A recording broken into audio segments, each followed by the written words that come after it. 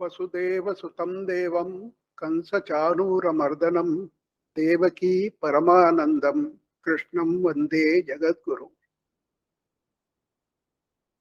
आप सभी को नमस्कार। जैसा कि हमारे अध्यक्ष जी ने कहा, जो स्थायी अध्यक्ष हैं, यह जो लेक्चर सीरीज हो रही है राधा कृष्णन जी के स्मृति में हो रही है, तो उनके बारे में हमें कुछ बताना चाहिए। और उन्होंने सोचा कि विजय कुमार जी इस बारे में कुछ बताएंगे, पहले सुना होगा शायद। तो जो भी हो,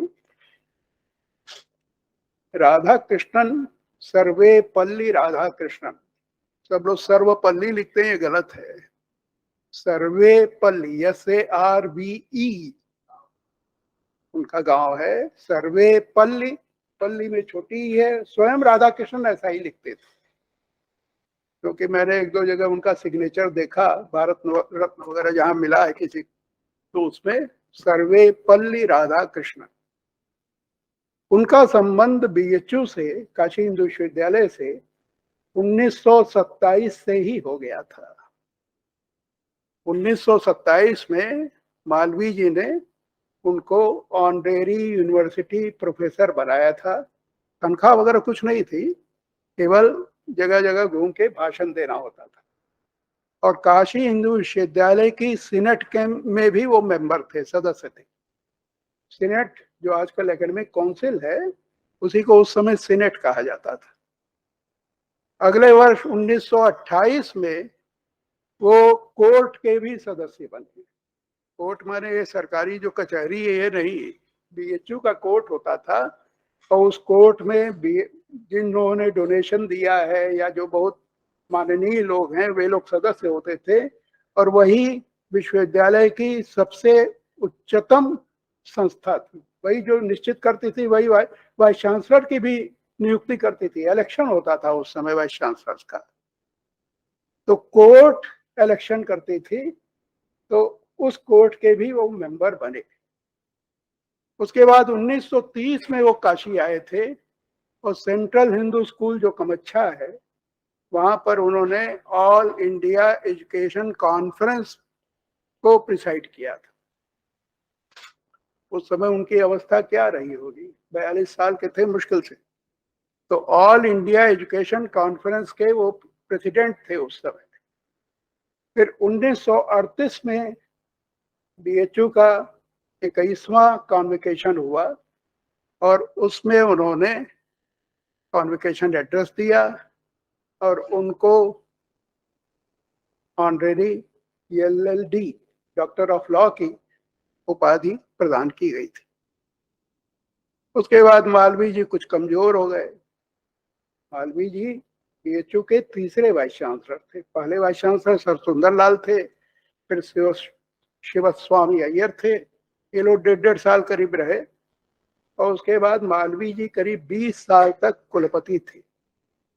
जब वो कुछ कमजोर हो गए, उनसे दिक्कत होने लगी वाइस चांसलरशिप करने में, तो वो खोजने लगे किसी को। तो उनको राधा कृष्णन दिखाई दिए, सर्वेपल्ली राधा कृष्णन।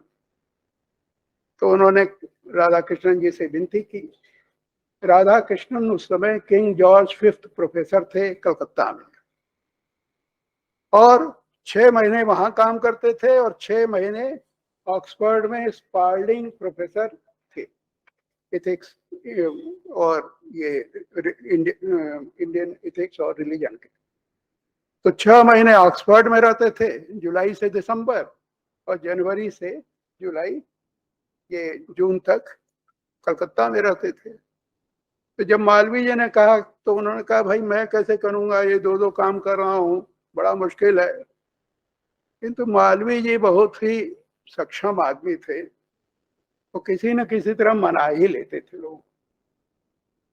एक बार की कथा है कि जब ये राउंड टेबल कॉन्फ्रेंस में गांधी जी और मालवीय जी गए थे, तो वहां जो पुलिस ऑफिसर था जो इन लोगों की देखभाल करता था, उससे किसी ने पूछा कि भाई ये 2 जन है, इनकी बड़ी सेवा करते हो, तुमको इनमें क्या अंतर दिखाई दिया। तो उसने कहा गांधी जी तो गांधी जी हैं, इसमें कोई बात नहीं है, किंतु मालवीय जी की आंखों में मुझे देवत्व की अनुभूति होती है, भगवान दिखते हैं हमको उसमें। ये अंग्रेज अफसर का कहना था। तो उन्हीं आंखों को दिखाकर वो सबको अपनी बात मनवा लेते थे गांधी। तो उन्होंने कहा कि ठीक है, आपका नाम रहेगा, बीच बीच में हफ्ते में 1-2 दिन आ जाया कीजिएगा, दोनों काम करते रहिए, वाइस चांसलरशिप भी कीजिए। 6 महीने ऑक्सफोर्ड में रहेंगे आप, 6 महीने जब भारत में हैं तो 2-3 दिन के लिए हर हफ्ते आ जाइए बनारस और कुलपति का काम देख लीजिए।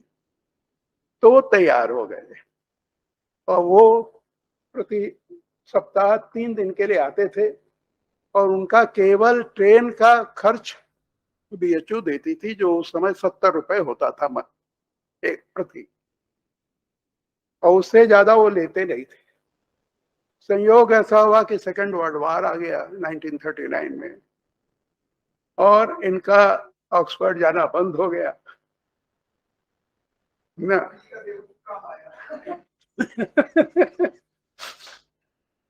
तो किंतु किंग जॉर्ज प्रोफेसर तो थे ही।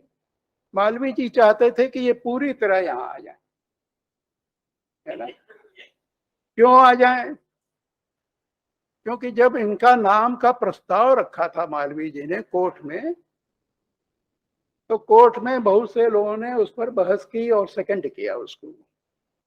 उसमें फिलॉसफी के एक प्रोफेसर थे एस.के. मैत्र। देखिए वो दूसरे नंबर पर उनकी फोटो लगी है, पहली फोटो पीवी अधिकारी की है, दूसरी एस.के. मैत्र। तो मैत्र साहब ने जब सेकंड किया तो उन्होंने कहा कि काशी हिंदू विश्वविद्यालय के वाइस चांसलर में 3 चीजें होनी बहुत जरूरी है। पहली चीज कि उसको विद्यार्थियों से अत्यंत लगाव हो, मतलब विद्यार्थियों के लिए वह कुछ भी करने के लिए तैयार हो। और मालवीय जी में यह बात थी। मतलब एक आध उदाहरण देते हैं। एक लड़का था आईटी का और उसकी माँ कहीं बर्तन वर्तन मांजती थी, किसी तरह पढ़ा रही थी।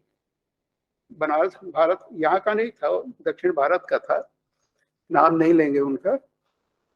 तो उन्होंने उनकी पैसा आया नहीं, फीस जमा नहीं कर पाए, तो उनका नाम कट गया।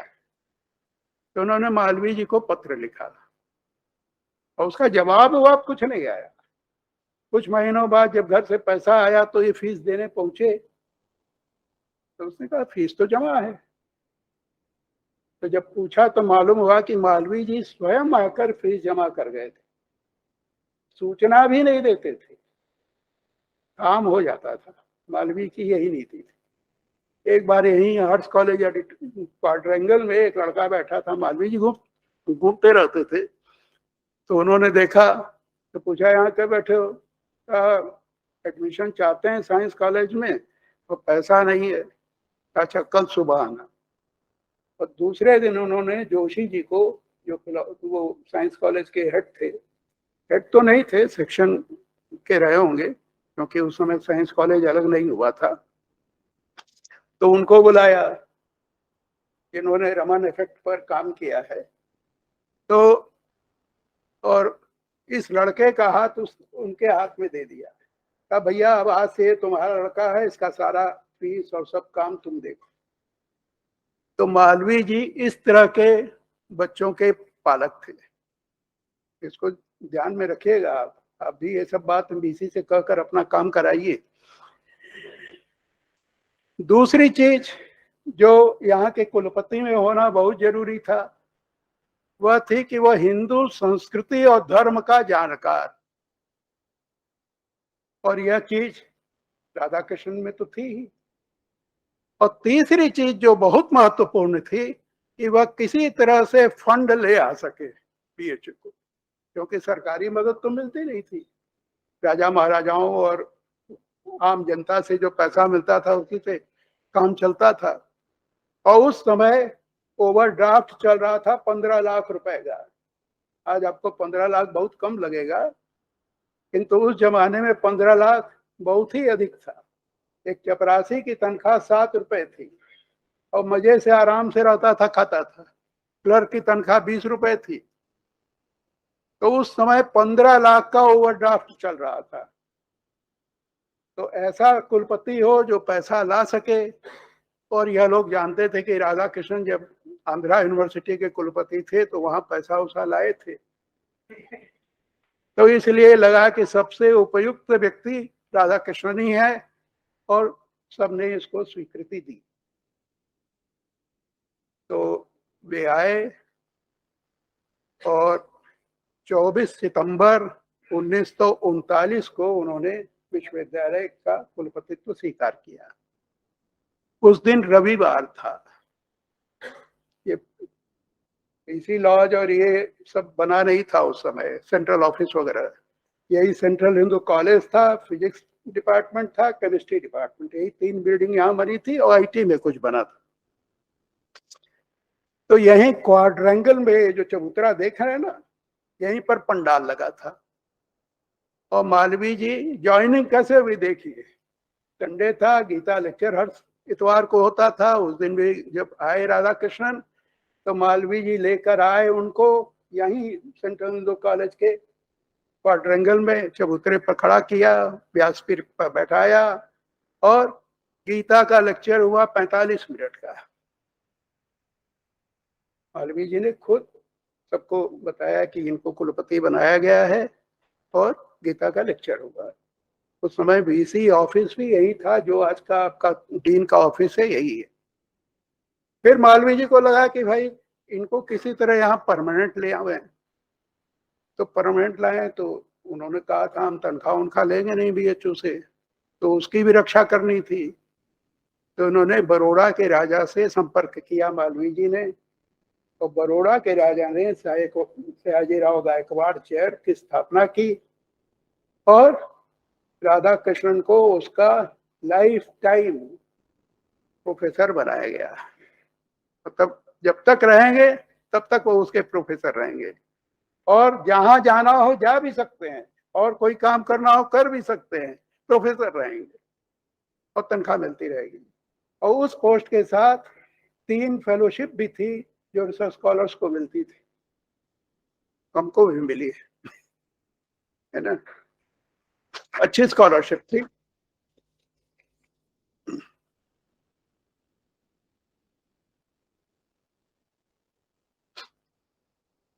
तो उस जब वाइस चांसलर बने तो ये लेक्चर हुआ, और उसके बाद 48 में 1948 में वो रूस के एम्बेसडर बन गए, तो उनको यहाँ से छोड़ के जाना पड़ा। उन्होंने त्याग पत्र दिया। करीब 8 वर्ष 4 महीने 3 बार उनका इलेक्शन हुआ, 3-3 साल में इलेक्शन होता था, और 3 बार वो इलेक्ट हुए। और तीसरी बार वो पूरा नहीं कर सके 3 वर्ष, कुछ पूर्व ही उन्होंने जनवरी में प्रेजिग्नेशन देकर वो चले गए। उसके बाद भी वो आते रहे। उनके समय में सिल्वर जुबली सेशन हुआ था कॉन्वोकेशन बीएचयू का, और उन्हीं के समय में 1942 में बहुत बड़ा आंदोलन हुआ, क्विट इंडिया मूवमेंट, और सारे अंग्रेज सेना यहाँ बीएचयू में प्रवेश कर गई, और जो आपका लाइब्रेरी है उसमें घुस के बैठ गई। और अंग्रेज चाहते थे कि इसको पूरा बैरक बना दिया जाए। तो हमारे राधा कृष्णन थे, ऑक्सफोर्ड के प्रोफेसर थे, उनका प्रभाव था। तो उस वजह से 6 महीने के दौरान ही वह खाली हुआ, और फिर से यूनिवर्सिटी चालू हुई। उसके बाद भी, मॉस्को जाने के बाद भी, ये सयाजीराव गायकवाड़ प्रोफेसर थे। जब ये वाइस प्रेसिडेंट बने 1952 में, फर्स्ट वाइस प्रेसिडेंट, तो उसके बाद इन्होंने उस पद से त्याग पत्र दिया। 1952 तक ये सयाजीराव गायकवाड़ प्रोफेसर थे और रिसर्च गाइड करते थे। और चूंकि तनख्वाह बीएचयू से नहीं लेनी है, तो बड़ौदा के राजा उनको डायरेक्ट पेमेंट करते थे, बीएचयू में कोई उसका रिकॉर्ड नहीं रहता था। उसके बाद बीएचयू ने एडवर्टाइज किया, और यहाँ लोगों की नियुक्ति होने लगी। और अभी मैं समझता हूँ कि 1975 से यह पोस्ट खाली पड़ी, किसी की नियुक्ति नहीं हुई। हमारे मित्र, मेरे सहपाठी, 1971 से मेरा अरविंद कुमार राय जी से संबंध रहा है। 52 साल से ज्यादा हो गया, स्वर्णिम बीत गया, और मेरी इनसे कभी लड़ाई नहीं हुई आज तक।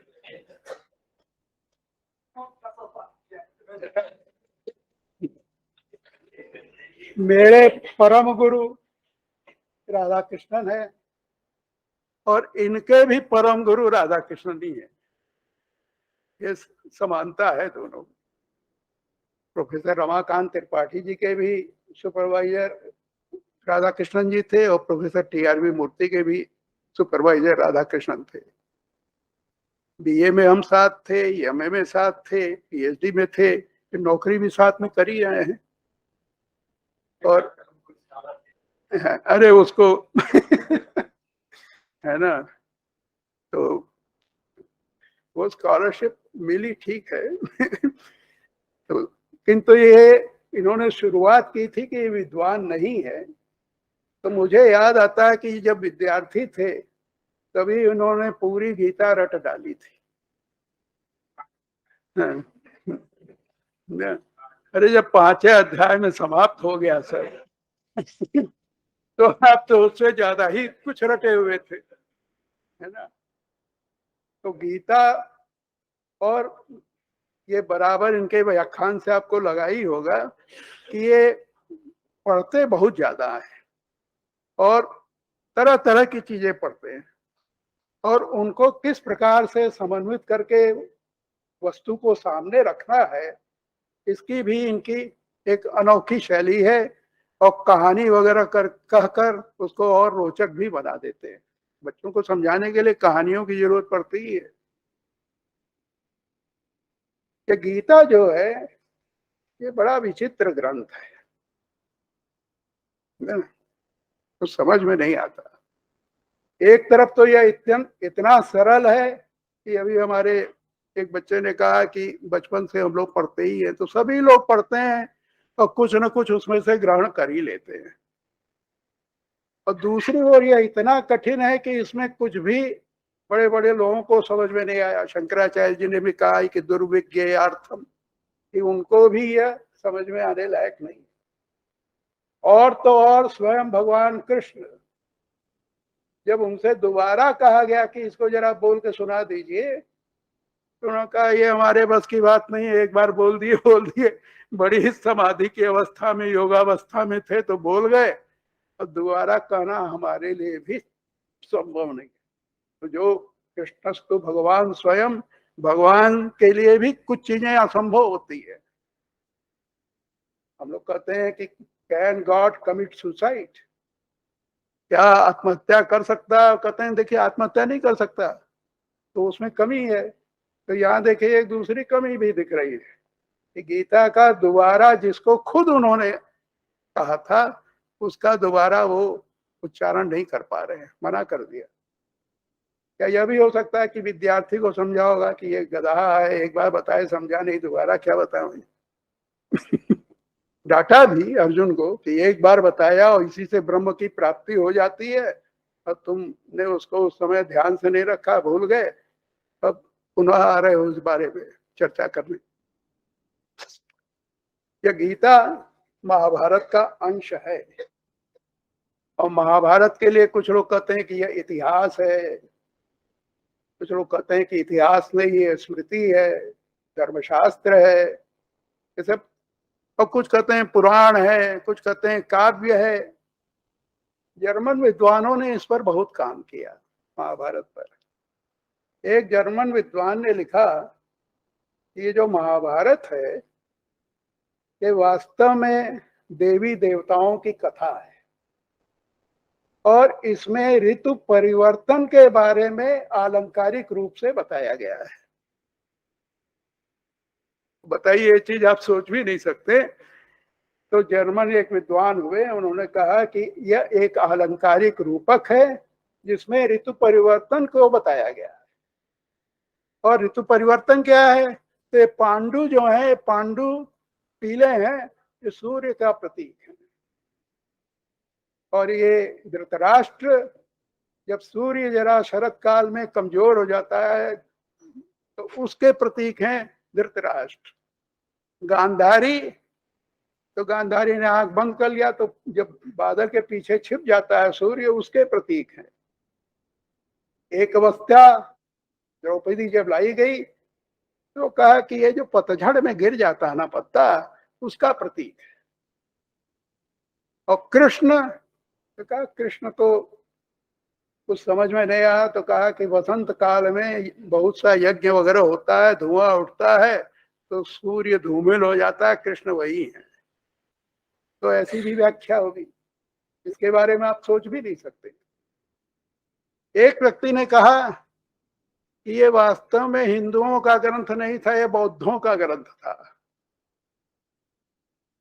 और इसमें सम्राट अशोक की प्रशंसा के लिए यह पुस्तक लिखी गई थी।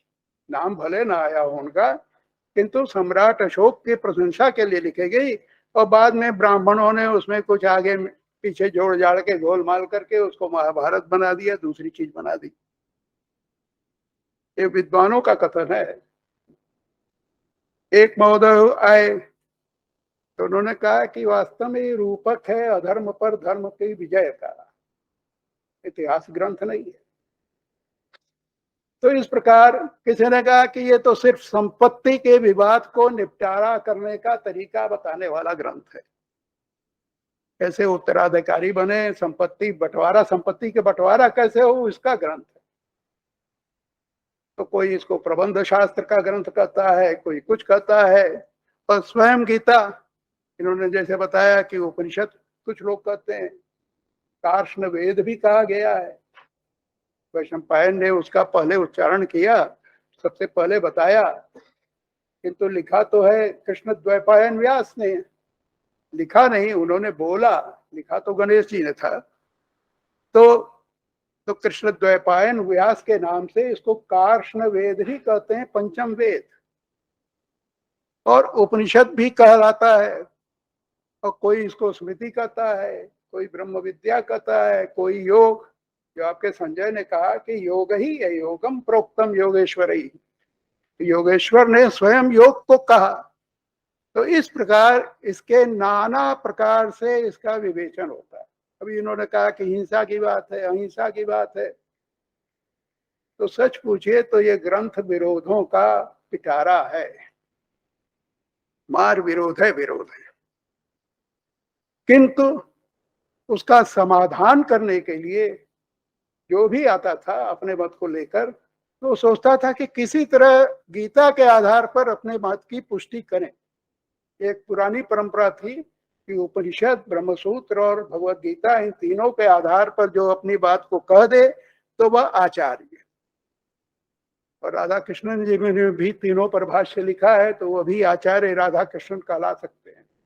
हम लोग की तरह अपॉइंटेड लोग आचार्य नहीं कहलाते थे, इन तीनों पर भाष्य लिखने वाले आचार्य कहलाते हैं। तो समाधान कैसे हो, तो पूरे ग्रंथ का तात्पर्य निर्णय करने के लिए कुछ तरीके बताए गए हैं। जैसे मीमांसा में है कि उपक्रमोपसंहारो अभ्यासो अपूर्वता फलम अर्थवादोपपत्तिश्च लिंगम तात्पर्य निर्णय। तो इन 6 सोपानों को लेकर किसी ग्रंथ के तात्पर्य का निर्णय किया जाए। तो जब तात्पर्य का निर्णय करने के लिए लोग चले तो किसी को ज्ञानवाद मिला, ज्ञान निष्ठा, किसी को कर्म योग मिला, और किसी को भक्ति योग मिला, किसी को ज्ञान योग में ही भक्ति मिल गई, अद्वैत भाव में ही भक्ति मिल गई। तो वहां भी नाना मत आ गए ना। इस पर हमारे अरविंद जी ने एक पहले बहुत एक लेख लिखा था, गीता रहस्य के आधार पर। उपलब्ध है कि नहीं पता नहीं, छपा, हाँ, गायब हो गया किंतु वो छप नहीं पाया वो। किंतु ये काम बहुत करते हैं और छपता कम है। जैसे हमारे केसी भट्टाचार्य जी हैं, लिखा बहुत, छपा उनके मृत्यु के बाद ज्यादा, उनके जीवन काल में बहुत शायद ही छपा। तो इन्होंने भी लिखा बहुत है, छपा कम है। क्या सोचते हैं कि ये सब तो लोगों ने लिख ही दिया, हम क्या बोले, नई चीज तो कुछ है नहीं। तो वास्तव में नई चीज तो कोई कुछ बोलता नहीं, आपको लगता है, किंतु वो अभी पहले से आप में विद्यमान है, उसी चीज को हम दोहराते हैं तो आपको थोड़ा याद हो जाता है। तो कोई ज्ञान इसका तात्पर्य बताता है, कोई कर्म, कोई भक्ति। तो गीता में इतनी चीजें आ कैसे गई? तो मेरा तो यही मानना है कि वेदो खिलो धर्म मूलम, अखिल धर्म का मूल है वेद, सभी शास्त्र उसमें मिलते हैं और सर्वशास्त्रमयी गीता कहा भी गया है। तो विरोध तो होगा ही, जैसी जिसकी अभिरुचि हो वैसा उसमें से वो प्राप्त कर लेता है। गांधी जी की अहिंसा में अभिरुचि थी तो उन्होंने अहिंसा को प्राप्त कर लिया, किसी की हिंसा में रुचि होगी तो हिंसा को प्राप्त कर लेगा। तो इसके लिए जरूरी नहीं है कि गीता में का मत वही हो, गीता में सब मत है, सामान्य व्यक्ति के लिए भी और अत्यंत उत्कृष्ट व्यक्ति के लिए भी। आप अपनी रुचि के अनुसार उसको ग्रहण कर लीजिए। बागड़े जी के लिए भी उसमें बहुत कुछ है, तो तो पढ़ने की जरूरत है, तो अपने ढंग से उसको देख लीजिए। नास्तिक मत भी है, आस्तिक मत भी है, सभी कुछ उसमें विद्यमान है, क्योंकि सभी धर्मों का मूल गीता है और वेदार्थ सार संग्रह भूतम इदम गीता, तो इसमें सब कुछ होना ही चाहिए। ठीक है ना? तो आज अरविंद जी ने अपने व्याख्यान के माध्यम से एक नए आयाम को गीता में देखा, जो चीज शायद अभी तक न देखी गई हो, या देखी गई है मगर हम लोगों ने नहीं सुना। तो उन्होंने 1905 के पहले तक का और उसके बाद का क्या प्रभाव था गीता पर, इसका बहुत अच्छे से विवेचन किया। उस काल में जितने भी हमारे स्वतंत्रता सेनानी थे, गीता पर लिखते जरूर थे। हो सकता है कि ये छोटा सा ग्रंथ है, आसान पढ़ता हो, और जब फांसी पर लटकने जाते थे तो एक गीता की पुस्तक हाथ में जरूर लिए रहते थे। तो उसकी वजह भी शायद यही होगी कि भाई इतने बड़े वेद को कहाँ लेके जाएंगे, गीता तो समझ सब कुछ आ ही गया उसमें। और गीता ने जो आपको आत्मा के बारे में बताया कि आत्मा तो मरती नहीं है, तो कर्मयोग करना ही है, उसके बिना रह ही नहीं सकते। तो इन सब से उन लोगों को एक युद्ध करने का अवसर प्राप्त हुआ। तो ये हमारे जो ग्रंथ हैं वो समय के अनुसार उसकी व्याख्या होती है, जैसा समय वैसी व्याख्या। तो जब स्वतंत्रता संग्राम के लिए इसकी जरूरत पड़ी तो वैसी व्याख्या करके लोगों ने अपना काम चलाया। और अरविंद जी को मैं पुनः एक बार बधाई देता हूँ।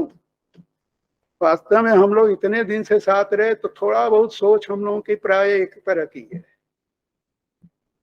तो इसलिए यद्यपि थोड़ा बहुत समानता मिली जो जो उन्होंने कहा उसमें हमारी सोच में, किंतु वो पढ़ते ज्यादा है, सामाजिक ग्रंथ वगैरह बहुत पढ़ते हैं और उसको उन्होंने समन्वित करके लिखा। तो इसलिए मैं पुनः उनको बधाई देता हूँ, अभिनंदन करता हूँ।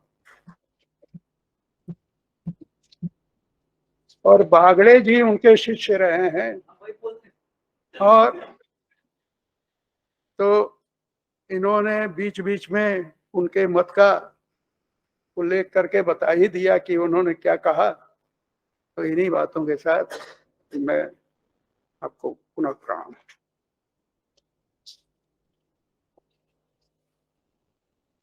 Thank you, sir, for your presidential remarks.